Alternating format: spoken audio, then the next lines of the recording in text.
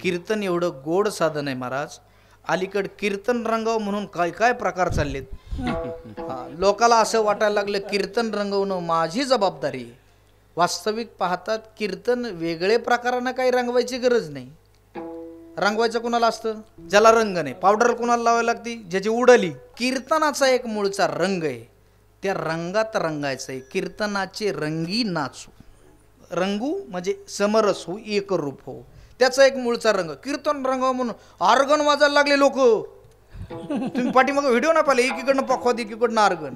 काही दिवसांनी लोकांनी पखवात काढून ढोलकी नाही वाजव, काही सांगता येत नाही लोकांचं. खाली येऊन विनोद करणं, चारोळ्या, काहीतरी हसवणं, रडवणं, हा कीर्तनाचा प्राण नाही. कीर्तनाचा प्राण म्हणजे गाथा आणि ज्ञानेश्वरी, ते वारकरी कीर्तन आहे. महात्मा फुलेंच्या जीवनातला प्रसंग आहे. 1800च्या काळापर्यंत तुम्हा आम्हाला लिहिण्या वाचण्याचा अधिकार नव्हता. पहिल्यांदा बहुजनासाठी तुमच्या आमच्यासाठी शाळा सुरू कोणी केलं तर महात्मा फुलेंनी. समाज सज्ञान झाला. पंडित लोकाला प्रश्न करू लागला, देव आहे का? देवाचा आणि जीवाचा संबंध काय? मायेचा आणि जीवाचा संबंध काय? पंडित लोकांना विचार केला, ही एवढी हुशार कशी झाली? अभ्यासांती लक्षामध्ये आलं. महात्मा फुलेंनी लिहायला वाचायला शिकवलं. काय करायचं म्हटले, मुळावरच घाव घालायचं. एक मारेकऱ्याला सुपारी दिलेली 1000ची. आता 1800च्या काळातली 1000ची सुपारी म्हणजे आत्ताची किती ते तुम्ही ठरवा. अर्ध्या रात्री कुऱ्हाडधारी माणूस महात्मा फुलेंच्या घरामध्ये आला. त्याला पाहिल्याच्या नंतर महात्मा फुलेंनी ओळखलं, हा काय आपल्याला हार घालायला आलेला. त्याला विचारलं, बाबा तू मला मारणार आहेस,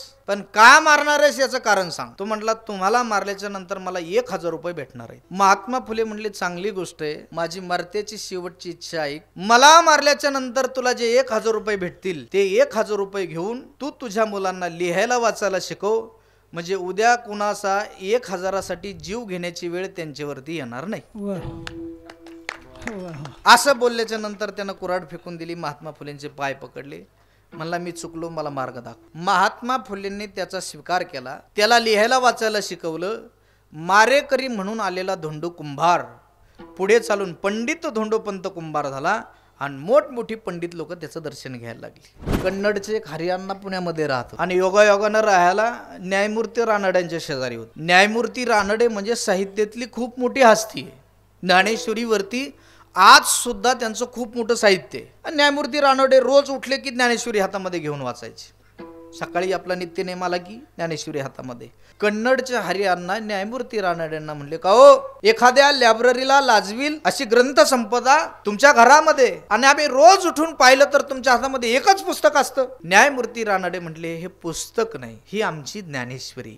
म्हणले, रोज रोज उठून वाचावं असं काय त्याच्यामध्ये? जे वाचताय ते सांगा बरं, नेमकं काय? योगायोगानं न्यायमूर्ती रानडे 16व्या अध्यायाच्या सुरुवातीच्या नमनाचा विचार करत होते, वाचत होते. मावळवीत विश्वाभासू नवल उदयला चंडांशू अद्वयाब्जिनी विकासू अंधू. आता तो 16व्या अध्यायातल्या नमनाचा थोडासा घोषवारा कन्नड भाषेमध्ये न्यायमूर्ती रानडेनं हरिअण्णांना सांगितला. तो ऐकल्याच्या नंतर हरिअण्णांचे शब्द आहेत, आत्ता या क्षणाला मरावं, मराठी भाषेत जन्माला यावं आणि रोज उठून ज्ञानेश्वरी वाचावी, एवढा गोड ग्रंथ आहे ज्ञानेश्वरी. जय जय राम कृष्ण हरी, जय जय राम. नाचू कीर्तनाचे रंगी, ज्ञानदीप लावू जगी, सर्व सांडुनी माझाई, वाचे विठ्ठल रखुमाई.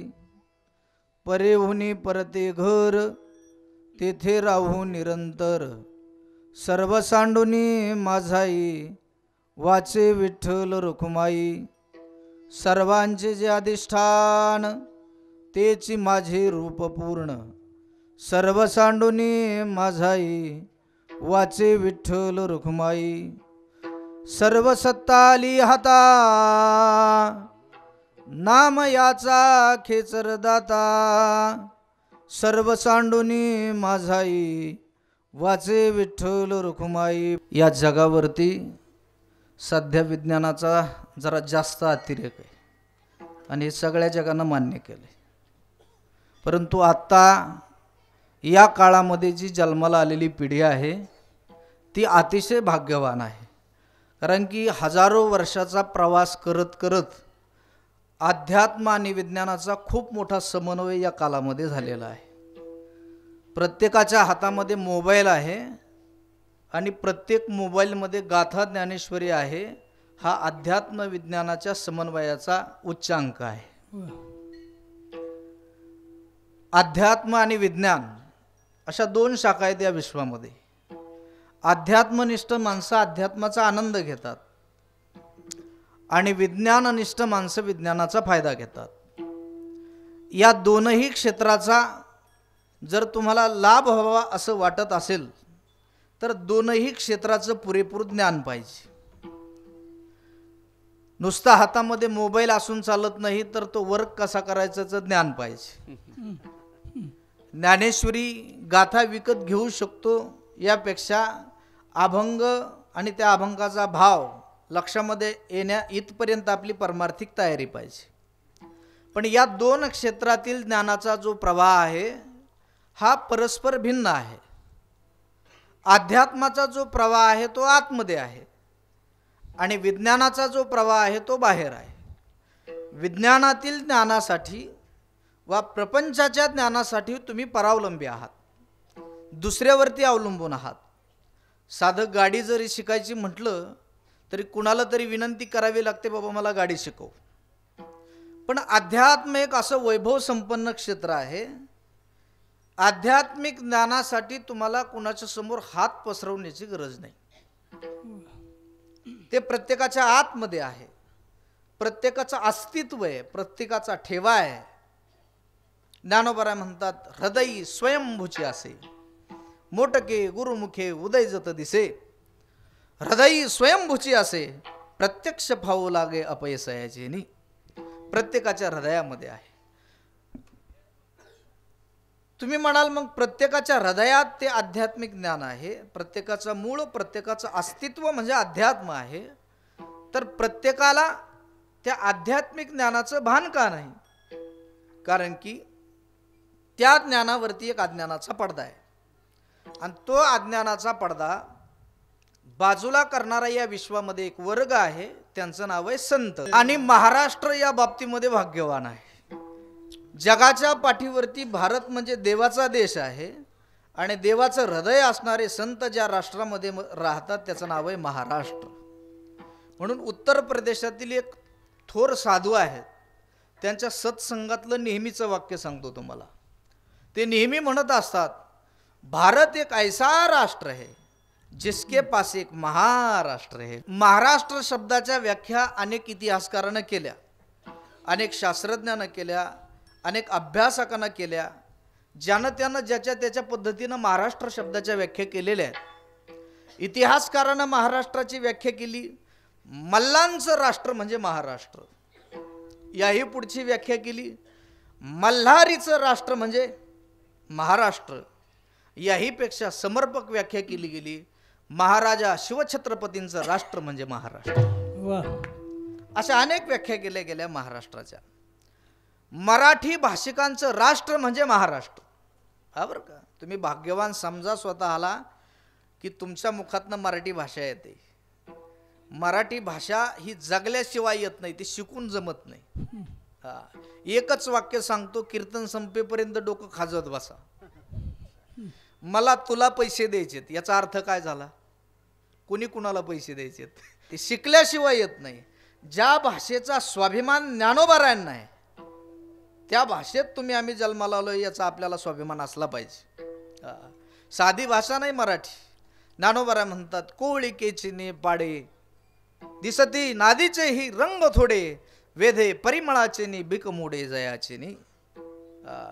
मराठी भाषे दिवस आला की स्वाभिमानाने एक ओवी आपण स्टेटसला ठेवतो. पाठ आहे सगळ्याच्या. माझा मराठाची बोलू कौतुके, अमृताते ही पैजा जिंके, ऐशी अक्षरे रसके मिळवीन. आणि त्या ओवीचा गोड भाव सांगतो मी तुम्हाला. ज्ञानोबाराय म्हणतात, अमृताला पैजेमध्ये जिंकतील अशी शब्द मी निर्माण करील. अशी भाषा ज्ञानोबारांची नाही.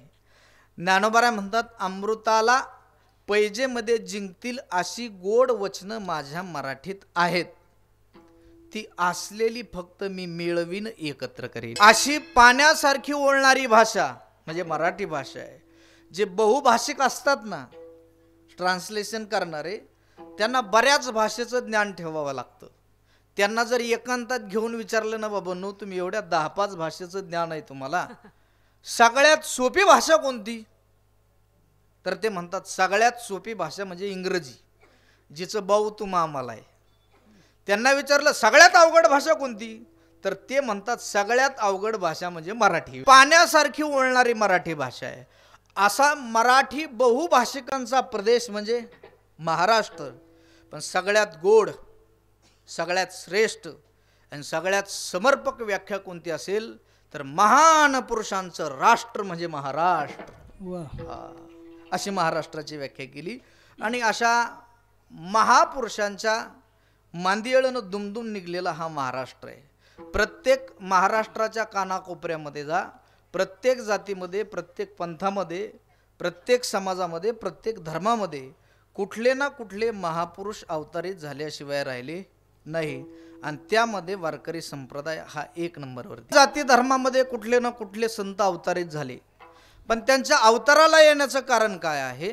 तर हा जो अडाणी समाज आहे, या अडाणी समाजाला सज्ञान बनवणं हे संतांच्या जीवनाचं परमप्रयोजन आहे. स्वतः संत सांगतात उजळावया आलो वाटा, हे त्यांच्या जीवनातलं परमप्रयोजन आहे. रेड्याला बोलायला लावणं, भिंत चालवणं हे ज्ञानोबारांच्या जीवनातलं परमप्रयोजन नाही, तर ज्ञानेश्वरी गाथा अमृत अनुभवाची निर्मिती हे ज्ञानोबारांच्या जीवनातलं परमप्रयोजन आहे. प्रत्येकाचे 2 प्रयोजन असतात, एक अवांतर प्रयोजन, एक परमप्रयोजन. कीर्तनकार, त्या कीर्तनकाराचं कीर्तन करणं हे परमप्रयोजन आहे. कीर्तनकारानं कीर्तनाला कधी नाही म्हणू नये. सुवासीन स्त्रीनं कुंकवाला जसं नाही म्हणू नये, तसं कीर्तनकारानं कीर्तनाला कधी नाही म्हणू नये. तुकोबारांचे शब्द आहेत, जरी झाला 7 दिवसाचा उपवासी तरी कीर्तनाशी टाकू नये. कीर्तनकारानं कीर्तनाला कधी नाही म्हणू नये. कीर्तनाला गेलंच पाहिजे. कीर्तन घेऊन कीर्तन बुडवणारा कीर्तनकार पिंडाचा नसतो. हाडाचा कीर्तनकार जो असतो, पिंडाचा कीर्तनकार असतो, त्याच्या जीवनातलं परमप्रयोजन म्हणजे कीर्तन आहे. बाकीच्या सगळ्या गोष्टीनंतर अमक्या अमक्या कारणानं मला कीर्तनाला येणं झालं नाही, हे जातवान कीर्तनकाराचे शब्द नाहीत. हा अपरिहार्य गोष्ट असेल तर तो भाग वेगळा आहे. पण दुसऱ्या कुठल्या तरी गोष्टीला महत्त्व दिलं आणि कीर्तन टाळत असेल तर तो पिंडाचा कीर्तनकार नाही. त्याच्या जीवनातलं परमप्रयोजन म्हणजे कीर्तन आहे. मग त्यांना बाकीच्या गोष्टी करायच्याच नाही का? करायच्या, पण अवांतर प्रयोजनामध्ये जावंच लागतं. नाही असं नाही, कुणाच्या 10व्याला जा, कुणाच्या वर्षश्राद्धाला जा, कुणाच्या लग्नाला जा, नाही असं नाही. आम्हाला कशाला बोलवतील लोक काही सांगता येत नाही. बरं का गोरख बाबा, एक जण मला म्हटला बाबा घरी यावं लागन. म्हणलं काय रे? म्हणलं सवासनी आता.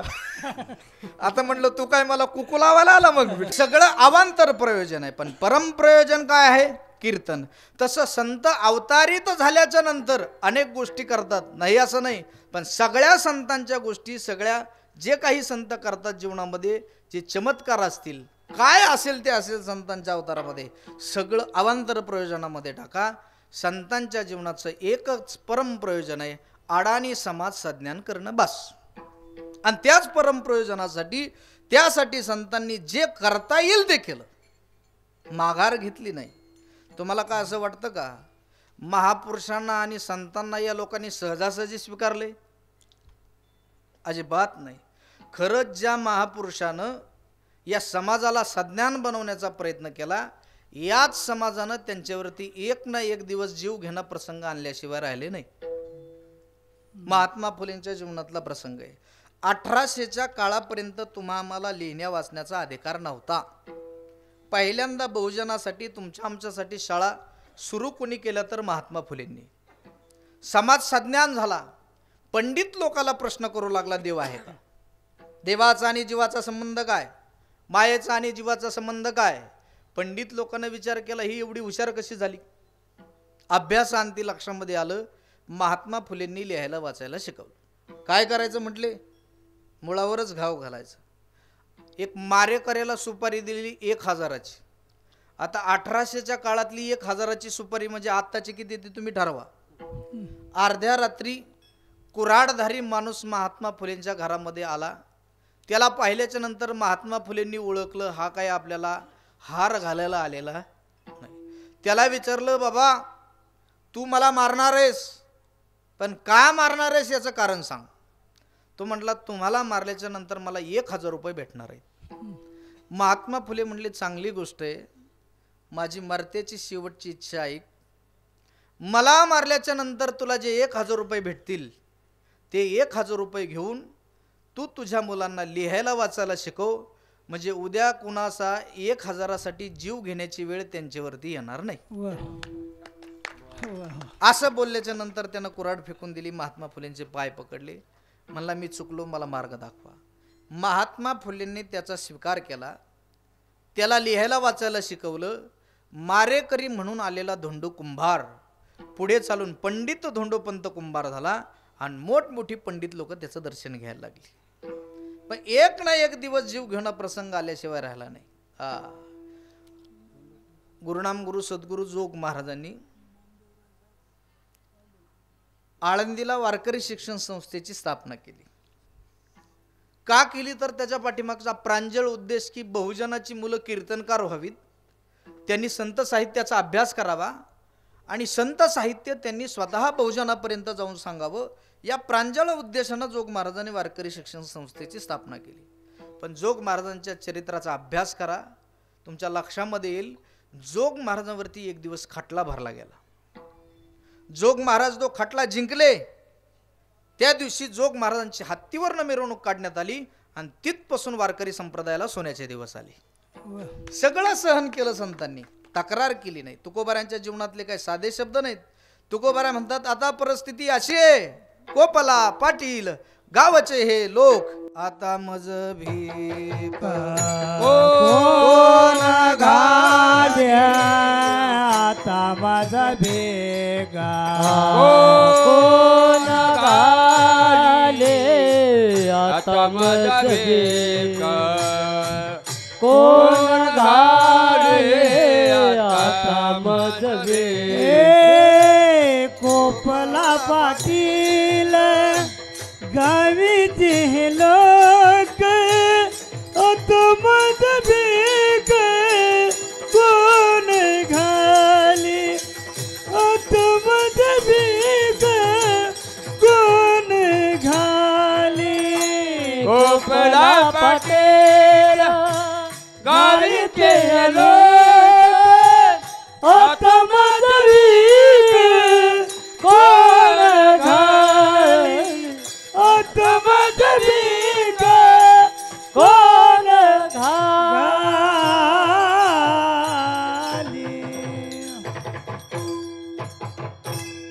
तुम्हाला शक्य होईल तेवढ्या सगळ्या संतांचा अभ्यास करा. चरित्रात कुठंतरी असा प्रसंग आलेलाच आहे. वारकरी संप्रदायाचं मूळ, वारकरी संप्रदायाचा पाया भगवान श्री ज्ञानोबरायांचा विचार करा. ज्ञानोबरायांसारखं हृदयस्पर्श चरित्र या विश्वामध्ये दुसरं कोणाचं नाही. बरोबर का? ज्ञानोबरायांना त्रास झाला, कोणत्या ज्ञानोबरायांना याचा विचार करा. ज्या ज्ञानोबरांनी ज्ञानेश्वरी सारखा ग्रंथ या विश्वाला प्रदान केलाय. ज्ञानेश्वरी म्हणजे सामान्य ग्रंथ नाही, या विश्वातला श्रेष्ठ ग्रंथ म्हणजे ज्ञानेश्वरी. नामदेव महाराज म्हणतात, नामा म्हणे ग्रंथ श्रेष्ठ ज्ञानदेवी, एक तरी ओवी अनुभवावी. इतका श्रेष्ठ आहे. 18व्या अध्यायातला विषय. ज्ञानोबा आपल्या श्रीगुरूला म्हणतात, हे श्रीगुरु, हा ज्ञानेश्वरी रूपी जो काही ग्रंथ तुम्ही निर्माण केलाय, या ज्ञानेश्वरीच्या जोरावरती आम्ही विश्वमित्राकडे पाहून हसू. कोणत्या विश्वमित्राकडं? विश्वमित्र म्हणजे कोण आहे?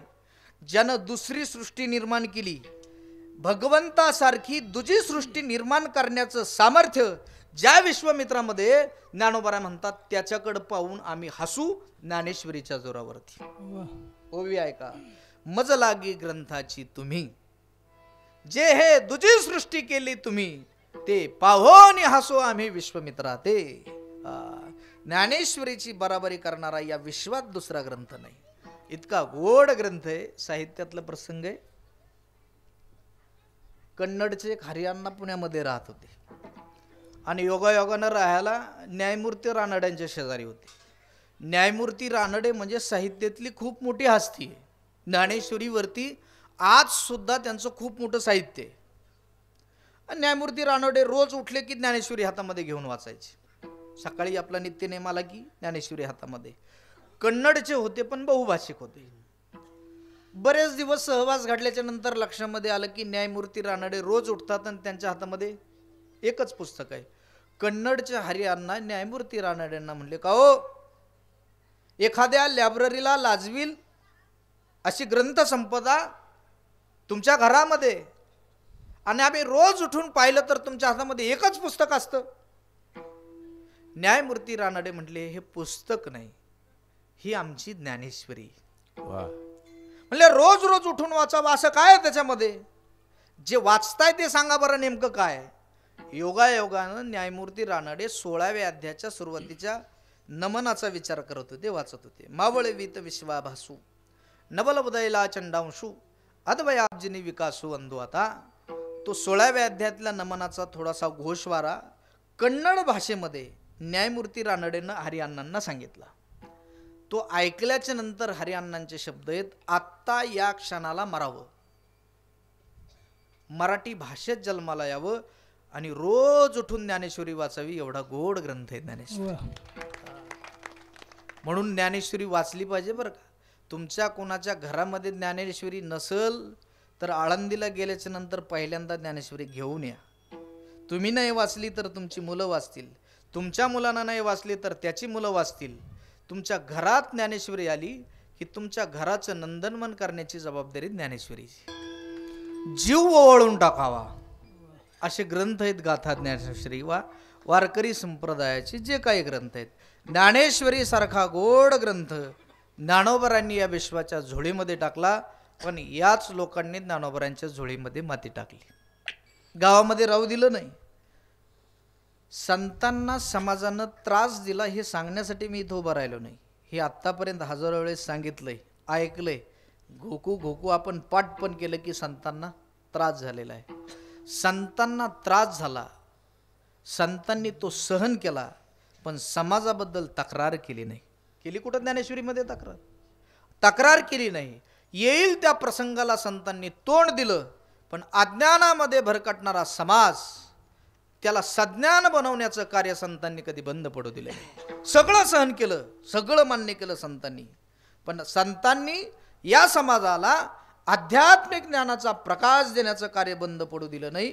आणि त्याच्यासाठी एक प्रभावी साधन संतांनी स्वीकारलं, त्याचं नाव आहे कीर्तन अभंगाचं पहिलं. नाच कीर्तनाचे रंगे, नाच कीर्तनाचे रंगे, नाच कीर्तनाचे रंगे, नाच कीर्तनाचे रंगे, नाच कीर्तनाचे रंगे, नाच कीर्तनाचे रंगे, नाच कीर्तनाचे रंगे, नाच कीर्तनाचे रंगे, नाच कीर्तनाचे रंगे, नाच कीर्तनाचे रंगे, नाच कीर्तनाचे रंगे, नाच कीर्तनाचे रंगे, हो नाच कीर्तनाचे रंगे, नाच कीर्तनाचे रंगे, नाच कीर्तनाचे रंगे, नाच कीर्तनाचे रंगे,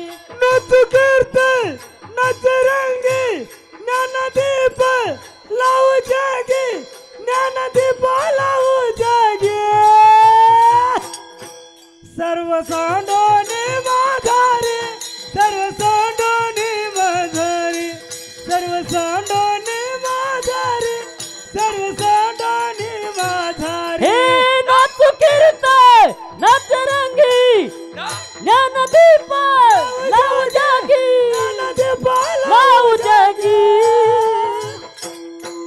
सर्व सांडोने माझारे, सर्व सांडोने माझारे, सर्व सांडोने माझारे, सर्व सांडोने माझारे. नाच कीर्तनाचे रंगे, ज्ञानदीप लावू जगी, ज्ञानदीप लावू जगे, ज्ञानदीप लावू जगी. नाच कीर्तनाचे रंगे, ज्ञानदीप लावू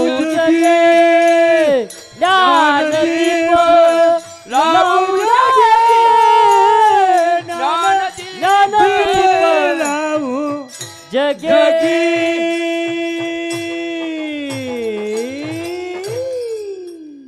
विश्वातलं सगळ्यात वैभव संपन्न साधन म्हणजे कीर्तन आहे. कीर्तनाची बराबरी करणारं आज जगात दुसरं साधन नाही. ज्या कीर्तनात तुम्ही बसलेले आहात, सामान्य साधन नाही कीर्तन.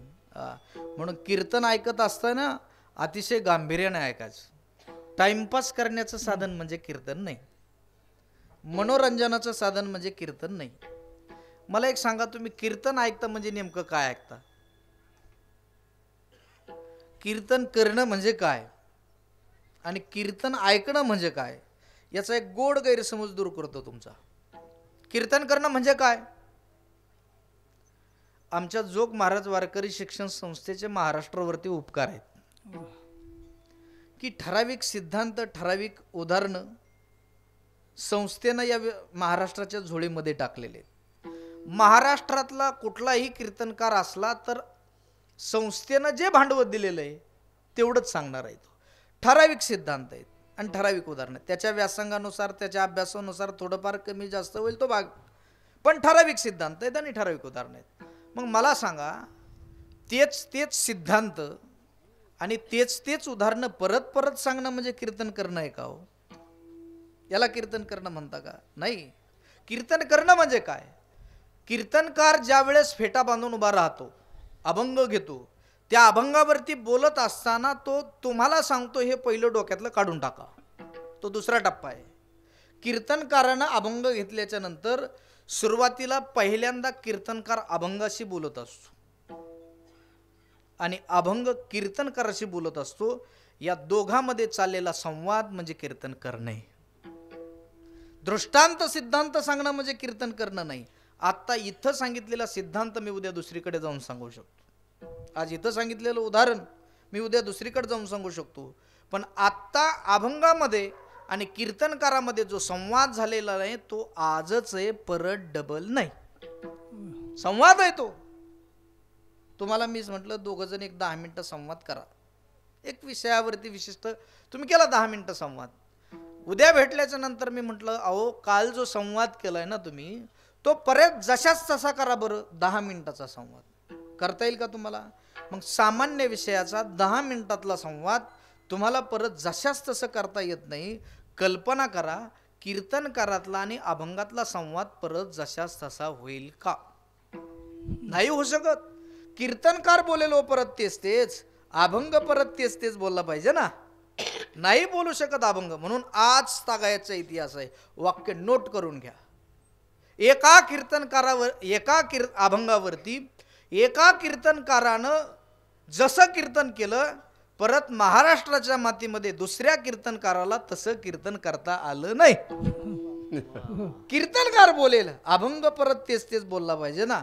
अभंग जर परत तेच बोलला असता तर आतापर्यंत हजारो अभंग कालबाह्य झाले असते. अभंग परत तेच कधी बोलत नाही, सतत नित्य नूतन आहे. नित्य नूतन देखी जे घेतात तो वारकरी साहित्य नवीन आहे. गुरुवर्य कोरेकर बाबांचे शब्द आहेत. बाबा पाठामध्ये सांगत असतात, आत्ता या क्षणाला भगवान श्री ज्ञानोबाराय समाधीमधून बाहेर आले आणि ज्ञानेश्वरी लिहायला बसले तर त्यांना परत तशी ज्ञानेश्वरी लिहिता येणार नाही. तिच्यापेक्षा सरस येईल, परत होईल, पण परत तशी होणार नाही. तसं आत्ता अभंगाशी जो संवाद झालेला आहे ना, तो फक्त आत्ताच आहे, परत नाही. कीर्तनकारातला आणि अभंगातला संवाद हा नित्य नूतन असतो आणि तो सतत नवीन असणारा संवाद म्हणजे कीर्तन करणे. आणि तो संवाद तुमच्या लक्षामध्ये येणं म्हणजे तुम्ही कीर्तन ऐकणे. कीर्तनामध्ये परतत्वाचा स्पर्श असतो म्हणतात ना, तो इथं असतो. रसिकत्वी परतत्व स्पर्श जैसा. म्हणून कीर्तन हे ब्रह्मरूप करणारं साधन आहे. ब्रह्मभूत काया होतसे कीर्तनी. शरीराला ब्रह्मरूप करण्याची ताकद या कीर्तनामध्ये. कीर्तन चांग होय अंग हरिरूप. म्हणून तुम्ही स्वतःला भाग्यवान समजा की तुम्ही कीर्तन ऐकताय. ज्ञानोबा म्हणतात, श्रोते हो, तुमच्या पुण्याई शिवाय तुम्हाला काय ऐकायला भेटणार नाही. हो का? जपतपे श्रोतयाची फळा आली. काहीतरी पुण्य केलं तेव्हा तुम्ही आज कीर्तन, नाही तर तुम्ही कीर्तनात असून कीर्तनात नसता. कीर्तन ऐकण्यासाठी काहीतरी भाग्याशिवाय प्राप्त होणार नाही. काहीतरी पुण्यही करावं लागेल तेव्हा ते कीर्तन ऐकेल. नाहीतर मग ऐकणं मी सांगितलं ना, तुमचं व्याघ्रमुखी श्रवण होणार नाही, श्वानमुखी श्रवण होईल. काहीतरी पुण्याईनं प्राप्त झालंय म्हणून ऐकत असताना अतिशय गांभीर्याने ऐकायचं, अतिशय आदरानं कीर्तन ऐकायचं. बरोबर का? मनोरंजनाचं साधन म्हणजे कीर्तन नाहीये. कीर्तन ऐकत असताना कीर्तनाबद्दल तुमच्या मनामध्ये आदरच असला पाहिजे. कीर्तनकाराबद्दल तुमच्या मनामध्ये आदरच असला पाहिजे. कीर्तनाबद्दल आणि कीर्तनकाराबद्दल तुमच्या मनामध्ये आदर निर्माण होणं म्हणजे तुम्ही श्रोते असल्याची पहिली पायरी आहे. आणि कीर्तनकाराबद्दल जर आदर निर्माण करायचा असेल तर आता फेटा बांधून उभा राहिलेला कीर्तनकार पाहू नका. त्याला बसायला गाडी केवढी हे पाहू नका. त्याच्या अंगावरती कपडे कसे आहेत हे पाहू नका. त्यानं घरदार सोडल्यापासून या नारदाच्या गादीवरती उभा राहीपर्यंत काय भोगलंय याचा अभ्यास करा, मग त्याच्याबद्दल आदर निर्माण. नुसतं कीर्तन तुम्ही 2 तासाचं कीर्तन पाहता, हे 2 तासाचं कीर्तन पाहू नका. सगळ्या गोष्टी करून तुम्ही या 2 तासाच्या कीर्तनासाठी बसलेल्या असता. पण या 2 तासाच्या कीर्तनासाठी कीर्तनकारानं आपलं अख्खं आयुष्य समर्पित केलेलं असतं, तेव्हा 2 तासाचं कीर्तन असतं. या कीर्तनकाराला घडवण्यासाठी ज्यांनी ज्यांनी समर्पण केलं ना त्यांचा विचार करा. जेवायला बसल्याच्या नंतर भाजी पोळी आमटी भात एवढे पदार्थ नाही पाहिजे. फक्त पेरल्यापासून थापून तुमच्या ताटात येईपर्यंत कुणी कुणी घाम गाळला याचं सिंहावलोकन करायचं, म्हणजे प्रत्येक घास खात असताना आदर निर्माण होईल. तसं 2 तासाचं कीर्तन ऐकत असताना फक्त कीर्तनकार आणि 2 तासाचं कीर्तन पाहायचं नाही, त्याच्या पाठीमागं कुणाकुणाचं समर्पण आहे त्याचा विचार करायचा. आज आमच्या जोग महाराज वारकरी शिक्षण संस्थेचे हजारो कीर्तनकार आहेत महाराष्ट्राच्या मातीमध्ये. पण ते सहजासहजी तयार झाले का? 105 वर्षाचा संस्थेचा इतिहास पहा. ज्या ज्या गुरुवारेनं संस्थेसाठी समर्पण केले त्यांचा इतिहास असा आहे, घर सोडल्याच्या नंतर परत आयुष्यात कधीच घरात पाऊल टाकला नाही. आज तेव्हा हजारो कीर्तनकार तयार आहेत. याच्या पाठीमाग अनेकांचं समर्पण असतं. ते चाल सुरुवातीला कीर्तनकार येत नाही ना तोपर्यंत लोक यायला तयार नसतात. सुंदर ते ध्यान रूप पाहता लोचिनी रोज ऐकतो आपण, कोटगे झाले म्हणा आपले. आपल्याला असं वाटतं काय नाही, हे रोज रोज आहे. सहज नाही घ्यायचं. संप्रदायातली कुठलीच गोष्ट सहजासहजी येत नाही. कीर्तनकार या कीर्तनामध्ये ज्या ओव्या सांगतो, जे अभंग सांगतो, जे प्रमाण सांगतो, ते काय त्याच्या बापाच्या वावरात पिकत नाही. ते इथपर्यंत येण्यासाठी अनेकांचं समर्पण आहे. ज्ञानेश्वरी सहजासहजी आली का?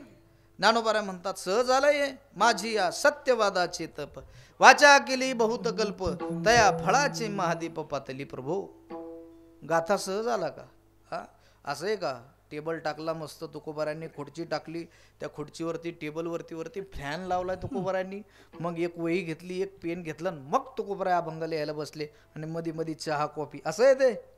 एक एक अवस्था निर्माण व्हावी लागली. त्या एका एका अवस्थेतनं एक एक अभंग जन्माला आलाय. गांभीर्याने घेत जा जरा. कुठलीच गोष्ट सहजासहजी येत नाही. मग कीर्तनकाराच्या पाठीमागं अनेकांचं समर्पण आहे, अनेक गोष्टीचा त्याग केलेला असतो. तेव्हा एक सिद्धांत, एक प्रमाण, एक प्रसंग तो रेखाटत असतो. तेव्हा 2 तासाचं कीर्तन त्याच्या जीवनामध्ये असतं. भाग्यानं प्राप्त झाले. तुकोबारा ज्ञानोबा म्हणतात, भाग्याशिवाय तुम्हाला काही प्राप्त होणार नाही. असं कीर्तन म्हणजे हे कीर्तन कशावर चाललंय हे तरी आज लक्षात येते का तुमच्या? म्हणजे हे कीर्तन आज कीर्तन चाललंय. तुम्ही थोडंसं सिंहावलोकन करा ना. आज आपला हा लाईटीचा सगळा झगमगाट आहे. मला सरपंचांनी आपले लवभूसाठी त्यांनी सांगितलं, हा सगळा दुर्गम भाग आहे. हे काही जोक नाही. इकडं पाहिलं तर बरा मोठा डोंगर आहे. आज एवढा मोठा माहोल आहे. 57 वर्ष झाले सप्ताहाला. मला सांगा, आज जे वैभव आहे, असं सुरुवातीला ज्यांनी परमार्थ सुरू केला, पहिल्यांदा गळ्यामध्ये माळे घातल्या, इथं नारायणदेवासमोर ज्यांनी भजन केलं, ज्यांनी कीर्तनं केली, खरं सांगायचं एवढा ऐश्वर्य असेल का त्यांना? असेल का हो? अहो बाकीचं जाऊ द्या. माझा 2010ला मी कीर्तनं सुरू केली. आता एक 12-15 वर्ष झाले समजा. 3 वेळेस मी पखवाद वाजून कीर्तन केलं. एक ठिकाणी शिवरात्रीचाच प्रसंग होता, काल्याचं कीर्तन होतं. ते एक असं छोटंसं पोरगं होतं वाजायला. 2-4 दिवसात सप्ताह होता. ते वाजत होतं आपलं. मग बाकीच्यांनी धुसफूस केली त्याला. तो म्हणला यांना दाखवतोच काल्याच्या दिवशी. मग काल्याच्या दिवशी त्याला बोलायचे, अरे फोन लावायचे, चल चल आलोच आलोच आलोच म्हणायचे. 10 वाजले, मी काल्याच्या कीर्तनाला गेलेलो. काय भानगड आहे म्हणले, घरी जाऊन तरी पहा. एक जण घरी गेला, म्हणले कुठे आहे देव, ते म्हणले तर ते शाळेला गेला तालुक्याच्या गावाला. काल्याचं कीर्तन प्रवचन तर करता येणार नाही, काय करायचं म्हणले, एक काम करा, समोर टिपाड, त्याच्यावरती पखवाद, गळ्यामध्ये विना आणि रामकृष्ण हरी. हा 12 वर्षाच्या आतला प्रसंग आहे, हा 15 वर्षाचा आतला प्रसंग आहे. इथं तरी बरं होतं, माईक वगैरे होता. एक ठिकाणी तर माईक नाही, लाईट नाही, कुछ नाही, नुसता ट्यांबा. त्या ट्यांब्यात आमचा ट्यांबा. त्यातला हा प्रसंग आहे. गेली 50 वर्ष ज्यांनी परमार्थ केला, ज्यांनी चाली जिवंत ठेवल्या, ज्यांनी भजनं केली, ज्यांनी प्रवचनं केली, ज्यांनी अभंग पाठ केले, 2-2 टाईप भजनं केली, हरिपाठ केला, त्यांचं जरा सिंहावलोकन पहा, त्यांचा जरा विचार करा. मग त्यांचं सिंहावलोकन केलं, सिंहावलोकन करून त्यांचं समर्पण पाहिलं तर आत्ता परमार्थ करत असताना आदर निर्माण होईल. अनेकांनी समर्पण केलेलं आहे. या कीर्तन परंपरेसाठी काही सामान्य महापुरुषांचं समर्पण नाही. गुरुनाम गुरु सद्गुरु जोग महाराजांचे आमचे आदरणीय बंकट स्वामी, वाड्या वस्त्यावरती पहिल्यांदा कीर्तन कोणी पोहोचवलं तर बंकट स्वामी. म्हणून कीर्तन ऐकत असताना अतिशय आदरानं ऐकायचं. महाराज, या जगामध्ये ईश्वर प्राप्तीचे, भक्तीचे अनेक साधना असताना तुम्ही कीर्तन हेच साधन का स्वीकारलं? महाराज म्हणतात त्याचं कारण असं आहे, कीर्तनासारखं गोड साधन दुसरं नाही. भाग्यवान समजा बरं का स्वतःला, आपण या गोड परंपरेमध्ये जन्माला आलो. कीर्तन एवढं गोड साधन आहे महाराज. अलीकड कीर्तन रंगाव म्हणून काय काय प्रकार चाललेत. लोकाला असं वाटायला लागलं कीर्तन रंगवणं माझी जबाबदारी. वास्तविक पाहतात कीर्तन वेगळे प्रकारानं काही रंगवायची गरज नाही. रंगवायचं कोणाला असतं? रंगवायचं कोणाला असतं? ज्याला रंग नाही. पावडर कोणाला लावायला लागती? ज्याची उडली. रंगवायचंय कोणाला? कीर्तनाचा एक मूळचा रंग आहे, त्या रंगात रंगायचंय. कीर्तनाचे रंगी नाचू, रंगू म्हणजे समरस हो, एक रूप हो, त्याचा एक मूळचा रंग. कीर्तन रंग म्हणून ऑर्गन वाजायला लागले लोक. तुम्ही पाठीमागे व्हिडिओ नाही पाहिले, एकीकडनं पखवाद एकीकडनं ऑर्गन. काही दिवसांनी लोकांनी पखवाद काढून ढोलकी नाही वाजव, काही सांगता येत नाही लोकांचं. खाली येऊन विनोद करणं, चारोळ्या, काहीतरी हसवणं, रडवणं, हा कीर्तनाचा प्राण नाही. कीर्तनाचा प्राण म्हणजे गाथा आणि ज्ञानेश्वरी, ते वारकरी कीर्तन आहे. हा, कीर्तन रंगवण्यासाठी वेगळी बुद्धी चालवायची गरज नाही. मान्य तुम्हाला स्वर नाही, मान्य मान्य तुम्हाला ताल नाही, मान्य तुमचा अभ्यास नाही, तुमचं वक्तृत्व नाही, तेवढी मांडण्याची पद्धत नाही, तेवढे तुम्ही विद्वान नाही. वारकरी संप्रदायाला तुमचं सगळं मान्य आहे, पण कीर्तन परंपरेशी छेडछाड मान्य नाही. गोड परंपरा आहे. पूर्वश्री मंडळीने एवढ्या बिकट परिस्थितीमध्ये तुमच्या आमच्यापर्यंत आणली. हे आमच्या पूर्वश्रींचं, आमच्या महापुरुषांचं महाधन आहे. आमच्या बापदादांची, वाडवडिलांची ही इस्टेट आहे. म्हणून आम्ही कीर्तन सोडून दुसरे साधन करणार नाही. आम्ही काय करणार? नाचू कीर्तनाचे रंगी. गोड साधन आहे म्हणून मुळात हे देवाच्या आवडीचा विषय. कीर्तन देवाला आवडतं, हा बरं का. हरिकथेशी आवडिया देवा, कीर्तन देवाला आवडतं. कीर्तन संतांना आवडतं. संतांच्या जिव्हाळ्याचा विषय म्हणजे कीर्तन आहे. तुकोबाराय स्पष्ट देवाला म्हणतात, देवा आयुष्य कमी कर हवं तर, पण कीर्तनाबद्दलची आवड कमी होऊ देऊ नको. आयुष्य करी उने परी मज आवडो कीर्तने. संतांच्या जिव्हाळ्याचा विषय. आणि समाजाला सुद्धा कीर्तन आवडतं. बघा तुम्ही, लोकाला कीर्तन आवडतं का नाही?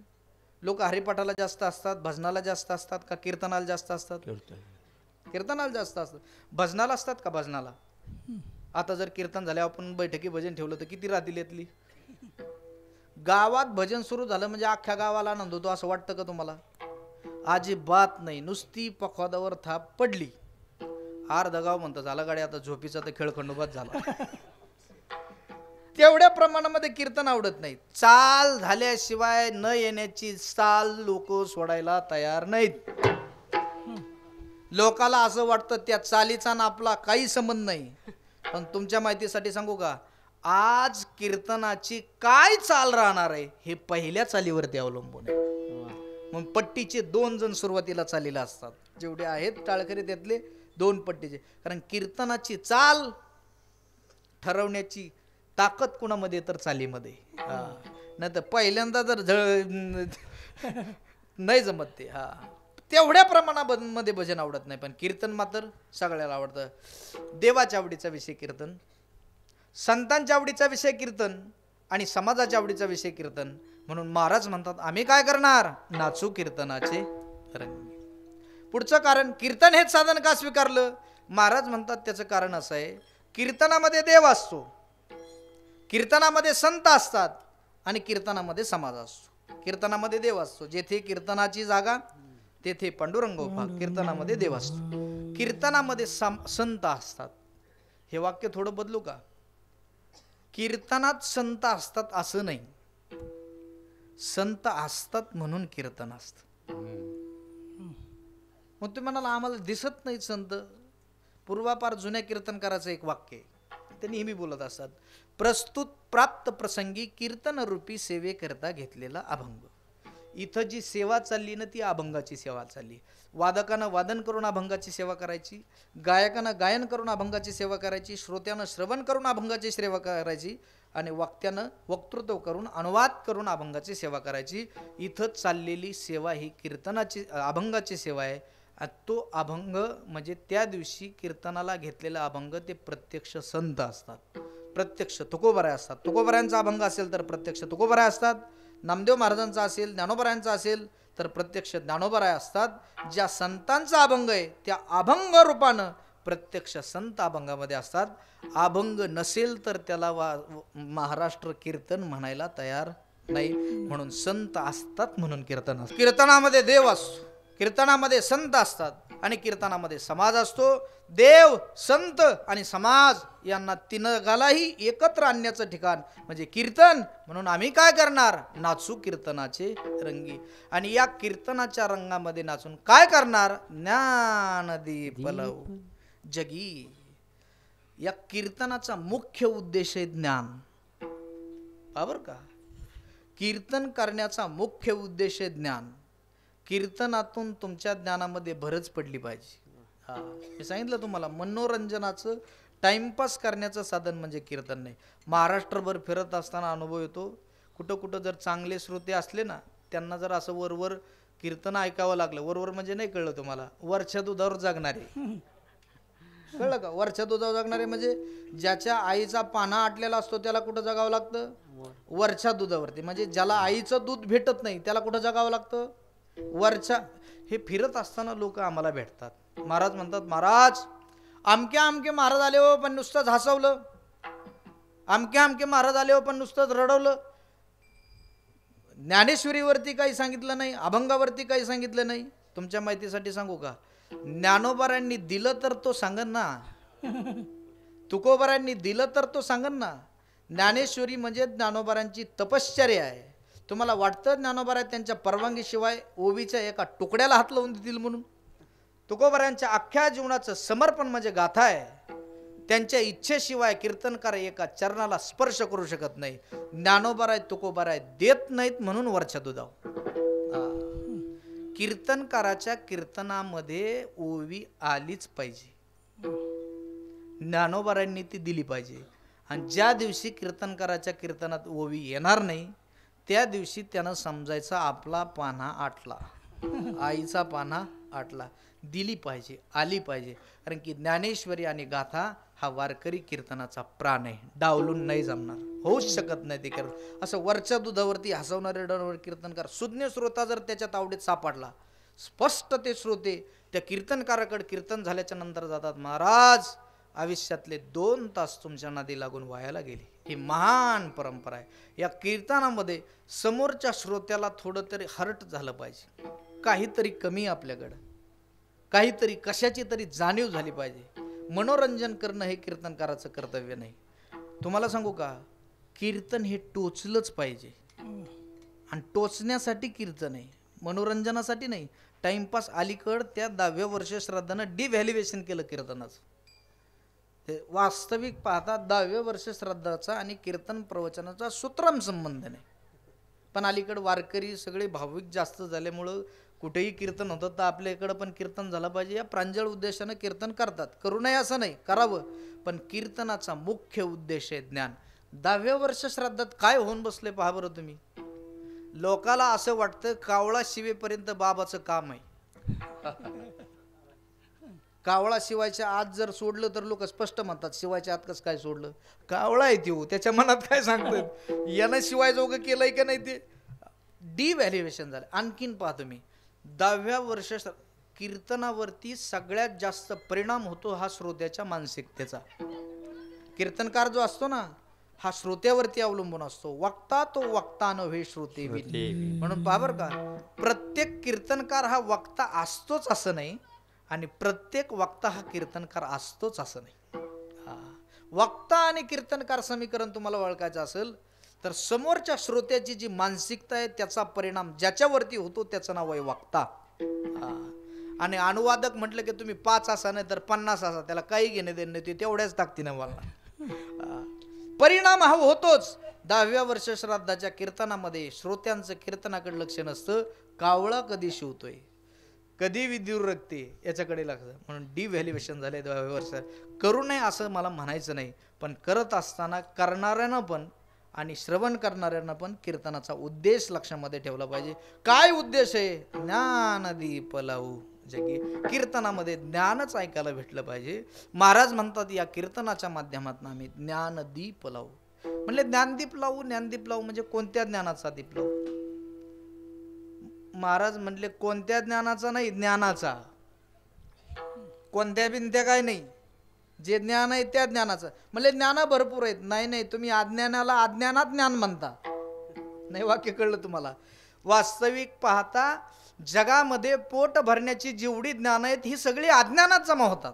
7व्या अध्यायामध्ये ज्ञानोबरे ज्ञान, विज्ञान आणि अज्ञान असे 3 प्रकार केलेत आणि विज्ञानाचा अंतर्भाव शेवटी ज्ञानोबऱ्यांनी अज्ञानामध्ये केलाय. पोट भरण्यासाठी जेवढी ज्ञान आहेत ती शेवटी अज्ञानामध्ये जमा. एकच ज्ञान आहे या विश्वामध्ये, त्याचं नाव आहे अध्यात्म ज्ञान. ओवी आहे का? ज्ञानोबरा म्हणतात ज्या माणसाच्या ठिकाणी अध्यात्म ज्ञान नाही आणि अध्यात्म ज्ञानाची आवड सुद्धा नाही, ज्ञानोबरा म्हणतात त्यांना आत्ता या क्षणाला मरून जायला पाहिजे. होवी आहे का? जिया प्राणी याच्या ठाई या ज्ञानाची आवडी नाही, तयाची जियाले म्हणून काही वरी मरण सांग. तो आत्ता या क्षणाला मेला पाहिजे. महाराज म्हणतात कीर्तनाच्या माध्यमातनं आम्ही ज्ञानाचा दीप लावू, म्हणजे आध्यात्मिक ज्ञानाचा दीप लावू. कुठं लावू? जगी.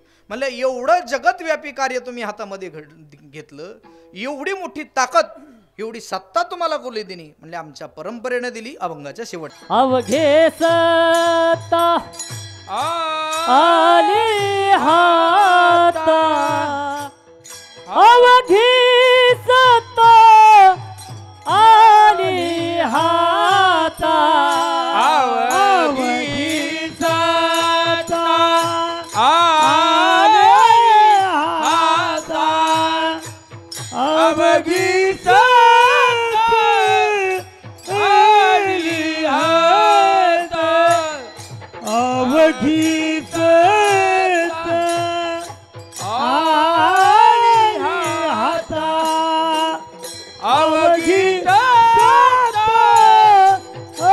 आली हाता, अवघे सत्ता आली हाता, अवघी सत्ता आली हाता, अवघी सत्ता आली हाता, अवघी सत्ता आली हाता, नाम याचा खेचर दाता, नाम याचा खेचर दाता, सर्व सांडो नी माझाय, सर्व सांडो नी माझाय, सर्व सांडो नी माझाय, सर्व सांडो नी माझाय, नाम याचा खेचर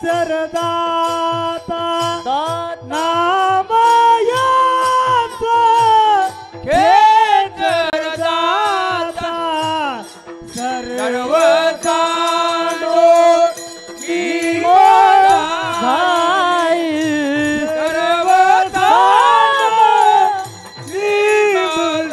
माझाई सर्व सांडोनी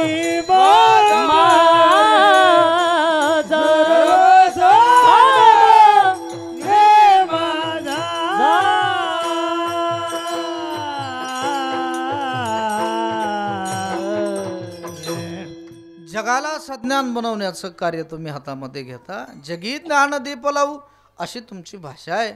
एवढं मोठं जगतव्यापी कार्य करण्याचा अधिकार तुम्हाला कुणी दिला? महाराज म्हणतात हा अधिकार आम्हाला आमच्या संतांनी दिला, आमच्या परंपरेने दिला, गुरुनाम गुरु सद्गुरु जोग महाराजांनी दिला. आज नारदाच्या गादीवरती फेटा बांधून आम्ही एवढ्या आध्यात्मिक ज्ञानाच्या गप्पा आणतो. ही ताकद आम्हाला कोणी दिली तर आम्हाला जोग महाराजांनी दिली, भगवान श्री ज्ञानोबारांनी दिली. आज सुद्धा तुम्ही उत्तर प्रदेशामध्ये जा, ब्राह्मण सांगून वेदांताचं ज्ञान घ्यावं लागतं, सगळे ग्रंथ सोडावे लागतात. पण आहे त्या जातीमध्ये स्वीकार करणारे पहिले संत आहेत भगवान श्री ज्ञानोबा आहे. सगळ्यांचा स्वीकार करणारे ज्ञानोबा आहेत. मिळविली मांदी वैष्णवांची. हा अधिकार जर ज्ञानोबारांनी दिला नसता तर ज्ञानाच्या गप्पा मारता आल्या नसत्या. ज्ञानेश्वरीमुळे गाथ्यामुळे आज आम्ही आध्यात्मिक ज्ञानाच्या चर्चा करतो. आम्हाला तरी कुठं काय ढेकळं करतंय अध्यात्म. अध्यात्म म्हणजे काय? ते संस्कृतमध्ये बांधलेलं होतं. पण आमच्या बापानं त्यांची ताकद दिली. अवघी सत्ता. सत्ता शब्दाचा अर्थ काय होतो? पॉवर, ताकद. ज्ञानोबारांच्या सत्तेवरती चाललंय हे सगळं. बरोबर का? ते आपण दिंडीला जातो का नाही, चोर सुद्धा माऊली म्हणतात. बरोबर आहे की नाही? कोणत्याही जातीचा असो, कोणत्याही धर्माचा असो, प्रत्येक जण काय म्हणतो? माऊली म्हणतो. माऊली खांद्यावरती पताका आणि ज्याच्या मुखामध्ये माऊली माऊली शब्द आहे ना, महाराष्ट्रामध्ये तो उपाशी कधी झोपत नाही. नाही झोपत. ज्ञानोबारांची तुकोबारांची ती ताकद आहे. त्यांनी सत्ता दिली, त्यांच्या सत्तेनं चाललंय. गुरुवर्य मारुती बाबांचे शब्द आहेत. संस्थेमध्ये एकदा मी त्यांच्याकडे गेलतो. बोलता बोलता ते आत्ताचा प्रसंग, 1 वर्ष नाही झालं, बोलता बोलता म्हटले, ज्ञानोबारायांनी ज्ञानेश्वरी आणि तुकोबारांनी गाथा जर लिहून ठेवलाच नसता तर आज आपण कशाच्या जोरावरती बोललो असतो. तुमचं आमचं जे चालू आहे हे सगळं ज्ञानोबारांच्या तुकोबारांच्या सत्तेवरती चालू आहे. आज इथं उभं राहून आपण जे ज्ञानाच्या गप्पा मारतो, ज्ञानोबारांनी स्वतःची सत्ता दिली, जोग महाराजांनी स्वतःची सत्ता दिली आणि त्या सत्तेच्या जोरावरती ज्ञानाच्या गप्पा चालू आहेत. महाराज म्हणतात आम्ही का जगाला सज्ञान बनवण्याचा प्रयत्न चाललाय? का प्रतिज्ञा केली? आमच्या बापजादानं, आमच्या वाडवडिलांनं स्वतःची ताकद दिली, सत्ता दिली. सर्व सत्ता आली हाता. कोणी दिली? नामयाचा खेचरदाता. परंपरेनं आपली ताकद दिली. त्या परंपरेच्या ताकदीच्या जोरावरती, सत्तेच्या जोरावरती ज्ञानदीप लावू जगी. म्हणले परंपरेच्या सत्तेच्या जोरावरती तुमचं चाललेलं आहे. एवढं मोठं परंपरेनं ज्ञानोबारांनी तुमच्यावरती विश्वास टाकला. या जगतव्यापी कार्यासाठी तुमचं काही आहे का नाही? महाराज म्हणतात या कार्यासाठी आमचं समर्पण सुद्धा तेवढंच आहे. दुसरं चरण. सर्व तांडणी माझाई माझाई सर्व सांडोने माझाई माझाई सर्व सांडोने माझाई सर्व तांडणी माझाई माझाई सर्व तांडणी माझाई माझाई सर्व सांडोने माझाई माझाई सर्व सांडोने माझाई. वाटे विठ्ठल रखुमाई वाटे विठ्ठल रखुमाई सर्व तांडणी माझाई माझाई सर्व तांडणी माझाई. वाटे विठ्ठल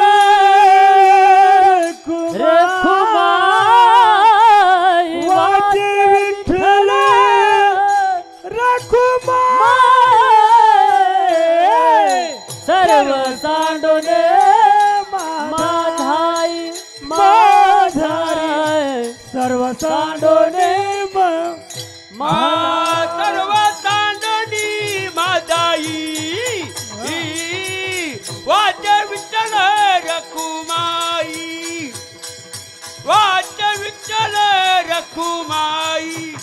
वाद विठ्ठल रखुमाई सर्व सांडोनी माझाई वाजे विठ्ठल रखुमाई वाजे विठ्ठल रखुमाई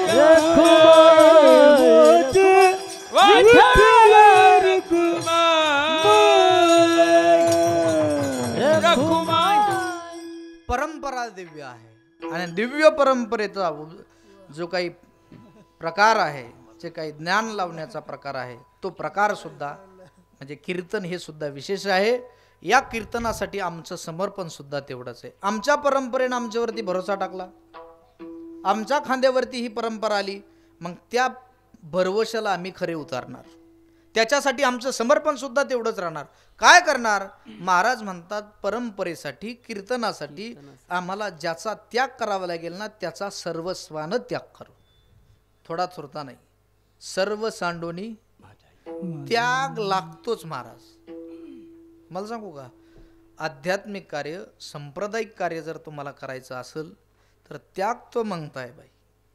त्यागाशिवाय जेवढं मोठं कार्य तेवढा मोठा त्याग, आणि जेवढा मोठा त्याग तेवढं मोठं कार्य. त्याग नाही करायचा आणि कार्य हातामध्ये घ्यायचं जमत नाही. ते समर्पण तर करावंच लागतं. महाराज म्हणतात जगतव्यापी काम हातामध्ये घेतलंय, परंपरेनं भरवसा टाकलाय आमच्यावरती.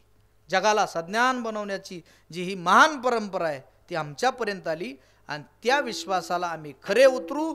त्याच्यासाठी आम्ही सर्वस्वाचा त्याग करू. सर्व सांडोनी माझाही शब्दामध्ये 2 शब्द दडलेत, मी आणि माझं. या परंपरेसाठी, कीर्तन परंपरेसाठी आम्ही पहिलं मी टाकून देऊ आणि दुसरं माझं टाकून देऊ, सर्वस्वाना टाकून देऊ. सर्व सांडोनी माझाई वाचे विठ्ठल रखुमाई. जगामध्ये ज्ञानदीप लावणार असं तुम्ही म्हणता. कोणत्या ज्ञानाचा दीप लावणार? तर उत्तर तुम्ही दिलं आध्यात्मिक ज्ञानाचं. कुणी दिलं हे तो तुम्हाला ज्ञान? म्हणले आमच्या परंपरेनं आमच्यापर्यंत आणलेलं आहे. आमच्या परंपरेनं आम्हाला हा बोध दिलेला आहे. नेमका काय बोध केला तुमच्या परंपरेनं? 4थ्या चरणामध्ये सर्वांचे ते अधिष्ठान सर्वांगे ते अधिष्ठान सर्वात ते अधिष्ठान सर्वांचे ते अधिष्ठान सर्वांचे ते अधिष्ठान सर्वात ते अधिष्ठान सर्वात ते अधिष्ठान तेथे माझे रूप पूर्ण तेथे माझे रूप पूर्ण सर्व सांडोनी माधारी सर्व सांडोनी माधारी तेथे माझे रूप पूर्ण तेथे माझे रूप पूर्ण सर्व सांडोनी माधारी सर्व सांडोनी माधारी माधारी माधारी. खरं म्हणजे मी कुठेही फिरत असताना आहे ना, कीर्तनामध्ये सांगत असतो, परमार्थाचं वैभव पाहायचं असेल तर तुम्ही पुणे जिल्ह्यामध्ये जाऊन पहा. हा, आमच्या तिकडे कीर्तन करत असताना मी सांगत असतो, कारण की सगळी टोप्या घालून आहेत. हा, मस्त एक सात्विक चेहऱ्यामध्ये, प्रसन्न चेहऱ्यानं तुम्ही सगळेजण नटून थटून कीर्तनाला येतात. हा, मी आपल्या तिकडे कीर्तनाला सांगत असतो बरं का. हा, आपल्याकडे लोक नटून येत नाहीत, गोधड्याच घेऊन येते. पटला तर पटला बाबा, नाही तर पटला तिथं. स्वरूप आहे सप्ताहाचं. आपलं भालगुडी गाव ग्रामस्थ सगळी भजनी मंडळी तुम्हाला खरं तर धन्यवाद द्यायला पाहिजे की तुम्ही हे वैभव निर्माण केलंय. तुमच्याकडं पाहून परमार्थाला तरुण पण आल्यासारखं वाटते. नारायण देवाच्या दरबारामध्ये हे सगळं वैभव तुम्ही निर्माण केले. खरं तुम्हाला धन्यवाद द्यायला पाहिजेत. आज हे आमचं पहिलंच कीर्तन आहे. ग्रामस्थांच्या वतीनं, भजनी मंडळाच्या वतीनं, सरपंच, उपसरपंच जे काही सगळे असतील, यांना तुम्हाला सर्वांना धन्यवाद आहे की या डोंगर दऱ्या खोऱ्यामध्ये तुम्ही आळंदीसारखी प्रसन्नता निर्माण केली. या कीर्तनाच्या माध्यमातून आम्ही जगाला सज्ञान करू, ज्ञानदीप लावू.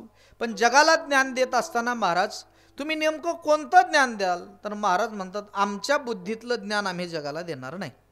मग कोणता ध्यान? आमच्या परंपरेनं आम्हाला जो बोध केलाय तो बोध या जगाला देणार. काय बोध केला तुमच्या परंपरेनं? सर्वांचे जे अधिष्ठान तेच माझे रूप पूर्ण, तत्वमसी वाक्याचा बोध या चरणामध्ये दडलेला आहे. महाराज म्हणतात परंपरेनं जे आलं ते देणं आमचं काम आहे. आम्हाला स्फुरलं, आमच्या बुद्धीत जे स्फुरलं ते आम्ही जगाला देणार नाही. कीर्तनकारानं सुद्धा कीर्तन करत असताना या गोष्टीचं भान ठेवलं पाहिजे. ज्ञानोबराय असं म्हणतात, तुकोबराय असं म्हणतात, परंपरेनं गुरुवरी असं म्हणतात. असं सांगितलं का तो कीर्तनकार सेफ राहतो. पण तो जर का म्हटला मी म्हणतो का गुतला, जमत नाही. परंपरेनं आमचे बापजादे आमचे वाडवडील असं असं सांगायचे, त्यांनी जे ज्ञान आम्हाला दिलं तेच आम्ही कीर्तनाच्या माध्यमातून या जगामध्ये देऊ. ज्ञानदीप लावू जगी, म्हणजे जगाला सज्ञान बनवत असताना तुम्ही कोणत्या स्थितीमध्ये राहून करणार? अभंगाचं तिसरं चरण. परहून परते करा, परहून परते करा, परहून परते घर, परहून परते घर,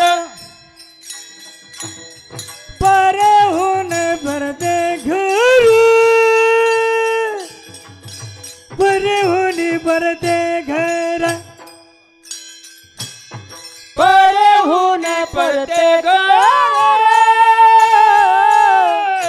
परहून परते घर, तेथे राहो निरंतर, तेथे राहो निरंतर.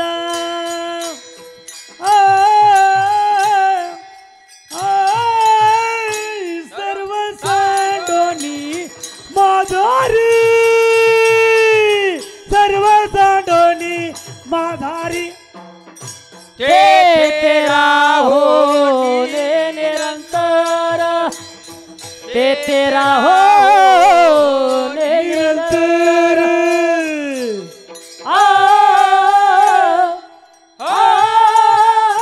सर्व सांडोने माधारी,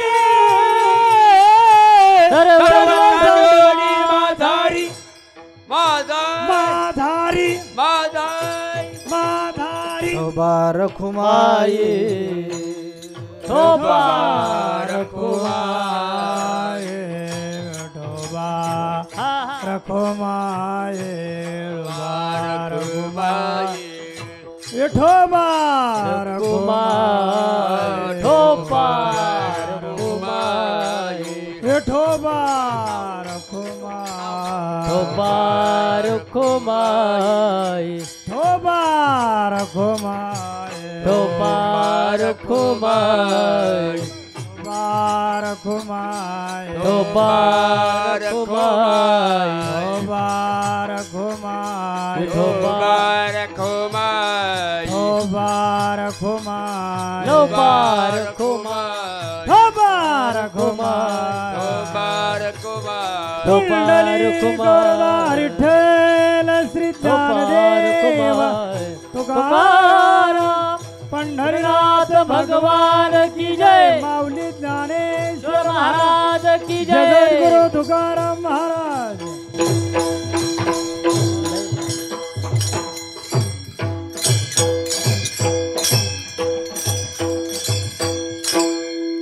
एवढं मोठं जगदव्यापी कार्य करत असताना महाराज म्हणतात आम्ही त्या स्थितीमध्ये राहू, आम्ही आमच्या घरामध्ये राहू. कोणतं घर आहे तुमचं?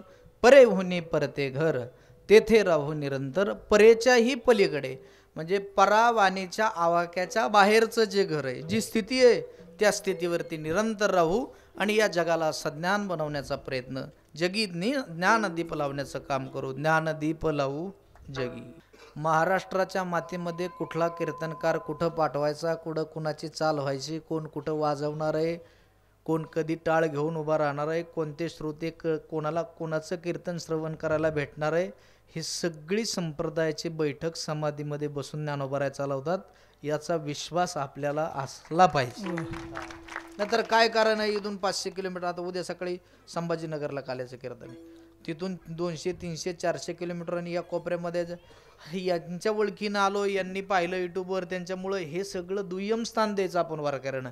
ज्ञानोबाऱ्यांची इच्छा म्हणून आज मी कीर्तन आलो असे आपले प्रांजळ मत असलं पाहिजे. मग ज्ञानोबारा प्रत्येकाला बुद्धी देतात. कोण मित्र असेल, टाळकरी असेल, गावकरी असतील, तर काही संबंध नाही. हे ज्ञानोबारांच्या इशाऱ्यावरती चाललेलं आहे सगळं. आणि छोटी छोटी टाळ घेऊन उभी राहिलेली उद्या संप्रदायाची चेहरे आहेत. उद्या यांच्यामध्ये एखादा भविष्यात कीर्तनकार आहे, टाळकरी आहे, गायक आहे, वादक आहे. आणि ही सगळी तुम्ही समोर बसलेली सुज्ञ मंडळीत खरंच तुमच्याकडं पाहून ऊर भरून येतो. अजून 25-30 वर्षानंतर एवढी प्रांजळ मनाची श्रोते आम्हाला भेटणार नाहीत. चिकित्सक भेटतील पण भावनिक भेटणार नाहीत, श्रद्धाळू तेवढे भेटणार नाहीत. पण तुमच्याकडं पाहिल्याच्या नंतर संप्रदायाची ताकद समजून येते. आज आपल्या भालगुडी गावामध्ये सर्व ग्रामस्थांच्या वतीनं आमचे परमस्नेही मित्र आहेत. गोरक्ष महाराज यांचा आमचा जुना दोस्ताना आहे, आळंदीमध्ये राहायला आहेत. येताना आम्ही बरोबरच आलो. त्याचप्रमाणे आमचे सोमनाथ महाराज आहेत, तिकडं श्री हरिभक्तपरायण आमचे खंदारे महाराज आहेत. सगळेच दोन्ही गायकवादक आहेत. तुम्हाला सर्वांना पुनश्च एकदा धन्यवाद देतो आणि याच ठिकाणी थांबतो. ज्ञानेश्वर माऊली ज्ञानराज माऊली तुकाराम, ज्ञानेश्वर माऊली ज्ञानराज माऊली तुकाराम, ज्ञानेश्वर माऊली ज्ञानराज माऊली हे तुकाराम. ज्ञानेश्वर माऊली. त्याचप्रमाणे माझ्याबरोबर आलेले आमचे सर्व सत्ताली हाता, सर्व सत्ता आली हाता, आता सर्व सत्ताली हाता, सर्व सत्ताली हाता. नाम याता केतर दाता, नाम याता केतर दाता. सर्व तांडणी माझाई माझाई, सर्व तांडणी माझाई. नामयाचा केसर दाता, नामयाचा केसर दाता. सर्व चांडोनी माझारी, सर्व चांडोनी माझारी. वाचे विठ्ठल रखुमाई, वाचे विठ्ठल रखुमाई.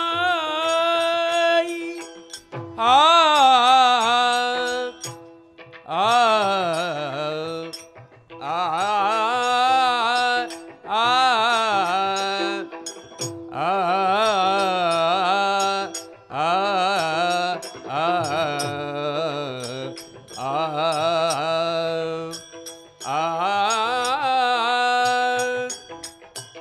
आ वाचे विठ्ठल रखुमाई. आ आ आ आ वाचे विठ्ठल रखुमाई. वाचे विठ्ठल रखुमाई.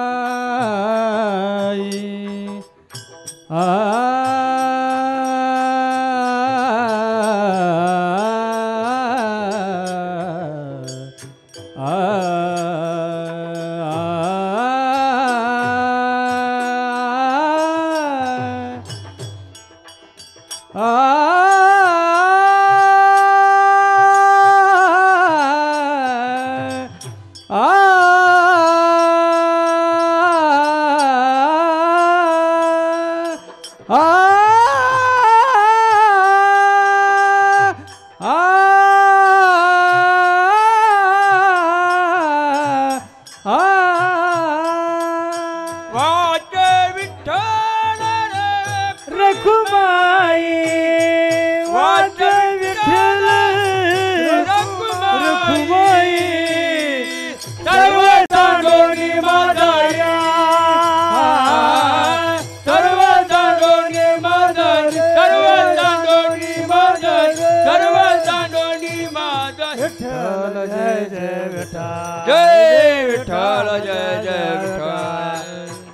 विठ्ठल जय जय विठ्ठल विठ्ठल जय जय विठ्ठल हे विठ्ठल जय जय विठ्ठल विठ्ठल जय जय विठ्ठल हे विठ्ठल जय जय जय विठ्ठल विठ्ठल जय जय विठ्ठल हा बोलिले गुडे वेडी वाकुडी उत्तरे करा करा क्षमा पराध महाराज कामणी ज्ञानेश्वरा दुःख मन दोन्ही शरीर भय पैकी करा भरत महाराज तुम्ही देव तू कर देव तू कर कुंडली गौरधारी ठेल श्री ज्ञान देव तुकाराम पंढरीनाथ भगवान की जय. ऐका, एक 5 मिनिटं सर्वांनी शांतता राखायची. 5 मिनिटांमध्ये महाराजांचा या ठिकाणी सन्मान होईल. ऐका, श्री क्षेत्र स्वयंभू नारायणदेव सालाबाद प्रमाणे अखंड हरिनाम सप्ताहातील आजचा 4था दिवस. या 4थ्या दिवसाची शिवा अतिशय उत्कृष्ट आपल्या महाराष्ट्रातील ख्यातीनाम श्री महंत जगन्नाथ महाराज शास्त्री मौठादेवी गड यांचं या ठिकाणी सुरसावी अशी कीर्तन सेवा झाली. महाराजांचं ग्रामस्थांच्या वतीने सरचे स्वागत आणि या मावळ मुळशीतून आलेले सर्व वारकरी पाहुणे मंडळी सर्वांचं या ठिकाणी भालगुडी ग्रामस्थांच्या वतीने सरचे स्वागत, अभिनंदन. या आजच्या कीर्तनाचे जे महाराजांचं या ठिकाणी जो सन्मान या ठिकाणी होत आहे, भालगुडगावचे माजी चेअरमन सीताराम तुकाराम साठे, माजी तंटामुक्ती अध्यक्ष श्री रामदास किसन साठे, आपण या ठिकाणी व्यासपीठावरती यायचे, महाराजांचा सन्मान करायचा आहे. त्याचप्रमाणे राजेंद्र सीताराम साठे माजी चेअरमन, आपण व्यासपीठावरती यायचं आहे. आपल्या हस्ते महाराजांचा या ठिकाणी सन्मान होत आहे. व्यासपीठावरती आपण ताबडतोब यायचे. चला.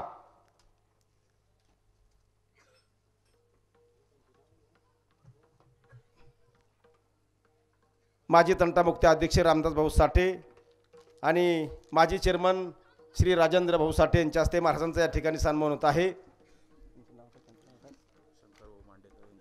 बंधू त्याचप्रमाणे या कार्यक्रमाच्या निमित्ताने आपले भोर जिल्ह्याचे लाडके आमदार यांचे बंधू श्री बाळासाहेब मांडेकर अनेक कार्यक्रमाला उपस्थित असतात. त्यांचं या ठिकाणी सरचे स्वागत, ग्रामस्थांच्या वतीने त्यांचं या ठिकाणी सरचे स्वागत. त्याचप्रमाणे कार्यक्रमाच्या निमित्ताने या उपस्थितीमध्ये उपाध्यक्ष बबनरावजी धिडे, पंडितराजजी धिडे, ज्ञानोबा मांडेकर, काशीनाथजी साठे, दत्तोबा साठे, साधू टेमगरे, संत सतू टेमगरे, बाळू नागते, ते बबनजी शिंदे, काशीनाथजी फाले, शंकरभाऊ कालेकर, दत्तोबा धिडे, नामदेव टेमगरे, आप्पा डफळ, अण्णा लायगोडे, किसन महाराज पोलीस पाटील, त्याचप्रमाणे जालिंदरजी ढमाले, त्याचप्रमाणे हरिभाऊ धिडे, रामदासजी भरम, किसनजी फाले, काशीनाथ शिंदे, शंकर खिलारी, नथू दाभाडे, गणपत साठे, संतोष खिलारी, बबन देवकर, किसनराव दिनकर कालेकर,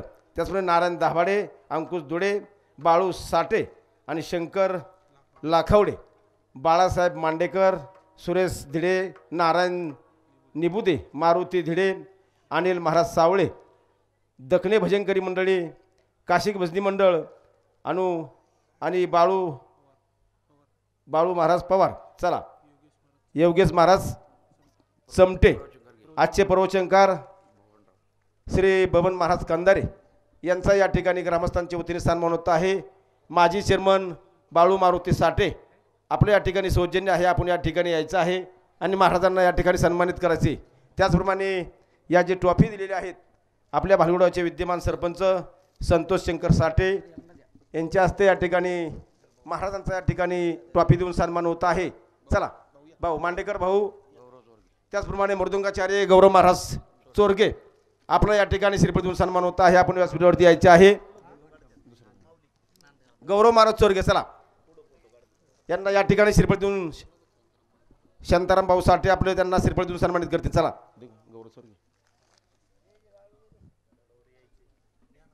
त्याचप्रमाणे प्रवचनकार बबन महाराज कांदारे यांना सन्मानित करण्याकरता माजी चेअरमन बाळू साठे यांच्या हस्ते सन्मान होत आहे. त्याचप्रमाणे मृदुंगाचार्य अक्षय एनपुरे आपला या ठिकाणी ग्रामस्थांच्या वतीने श्रीफळ देऊन सन्मान होत आहे. आपला सन्मान या ठिकाणी स्वीकारायचा आहे. चला. अक्षय एनपुरे, चला.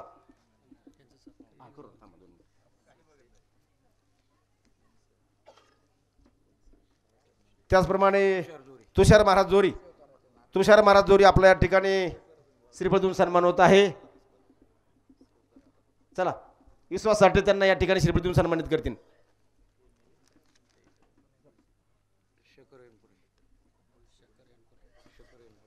मृदंगाचार्य शेखर भाऊ यनपुरे आपला या ठिकाणी ग्रामस्थांच्या वतीने श्रीफळ देऊन सन्मान होत आहे.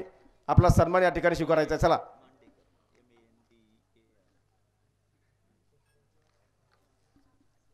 पांडुरंग साठे श्रीफळ देऊन सन्मानित करायचे.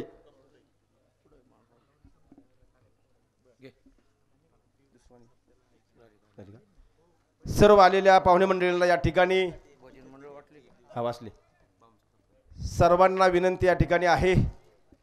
आता या ठिकाणी भाऊंचा सन्मान होत आहे. चला या वरती या.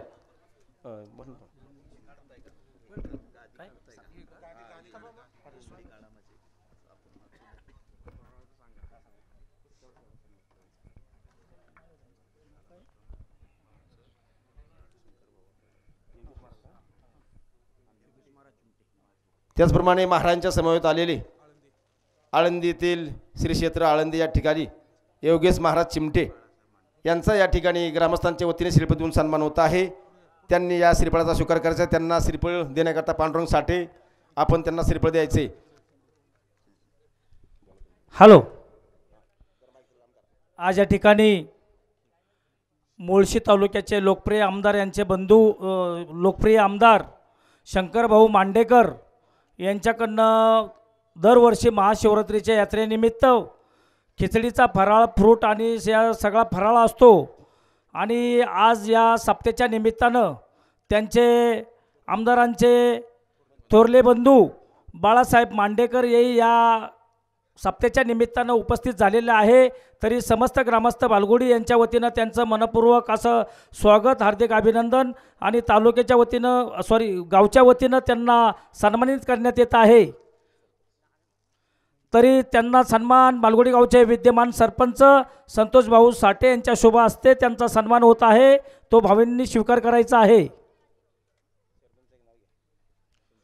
तसेच संजय साठे, चेअरमन संजय साठे, माजी चेअरमन राजू साठे, माजी तंटामुक्ती अध्यक्ष रामदास भाऊ साठे, सामाजिक युवा उद्योजक सामाजिक कार्यकर्ते देवदास भाऊ साठे, आपणा सर्वांना विनंती करतो की आपण भाऊंना सन्मानित करायचं आहे.